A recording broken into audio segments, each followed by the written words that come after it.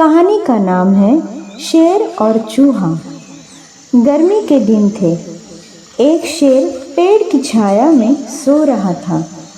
उसी पेड़ के पास एक बिल था जिसमें एक चूहा रहता था। वह खेलने के लिए अपने बिल से बाहर निकला और सोए हुए शेर के ऊपर उछल कूद करने लगा। इससे शेर की नींद टूट गई और गुस्से में आकर उसने चूहे को पंजे में दबोच लिया। बेचारा चूहा भय से कांपने लगा। ची ची करते हुए उसने शेर से कहा, हे जंगल के राजा, कृपया करके मुझे माफ़ कर दीजिए।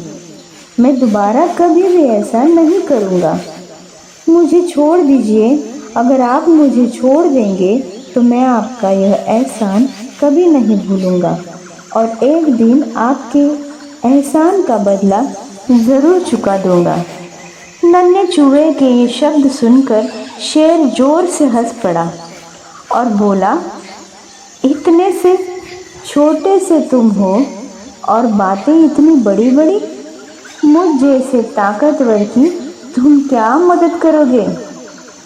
फिर भी शेर को चूहे पर दया आ गई और उसने चूहे को छोड़ दिया। कुछ दिन बाद एक दिन चूहे ने देखा कि शेर शिकारी के जाल में फंस गया था और मदद के लिए जोर जोर से दहाड़ने लगा।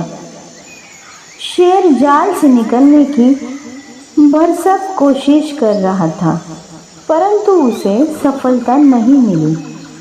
चूहा दौड़ता हुआ शेर के पास आया।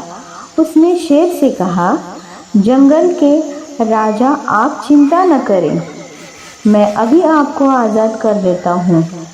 ऐसा कहते हुए चूहे ने कुछ ही देर में अपने तेज दांतों से जाल को कुतर कुतर कर काट दिया।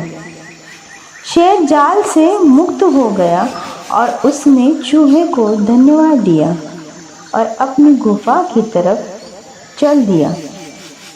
इस कहानी से हमें यह शिक्षा मिलती है कि कभी भी छोटे जीवों की शक्ति को कम नहीं समझना चाहिए। इसी तरह की कहानियाँ सुनने के लिए हमारे चैनल को सब्सक्राइब कीजिए। धन्यवाद।